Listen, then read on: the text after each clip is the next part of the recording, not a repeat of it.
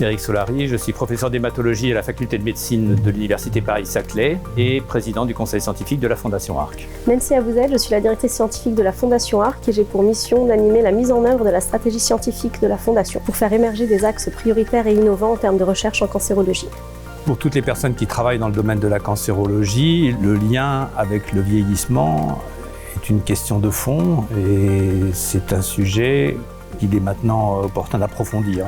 Et le contexte est favorable à ce qu'on travaille dans cette direction et qu'on approfondisse la question des relations entre l'âge et le développement des tumeurs. Sur le plan sociétal, le vieillissement de la population qui fait que la fréquence des cancers augmente, aussi le fait que avec les progrès de la thérapeutique, les personnes peuvent être guéries d'un premier cancer, en développer un deuxième et le nombre de cancers augmente au fur et à mesure du vieillissement. Et la troisième, c'est qu'on a aussi les progrès de la biologie ouvrent des opportunités pour étudier ces questions de façon plus approfondie. Notre idée à la Fondation Arc, c'est de toujours mobiliser la communauté scientifique, notamment française, pour comprendre quels sont les besoins de la communauté et pouvoir proposer des actions de financement qui sont en phase avec les besoins des chercheurs aujourd'hui pour maximiser l'impact en termes de recherche. Donc notre idée a été de mobiliser toute la communauté scientifique et médicale sur les questions de cancer et vieillissement. On a lancé un appel à candidature pour obtenir des communications qui nous permettront de structurer le programme d'une journée scientifique.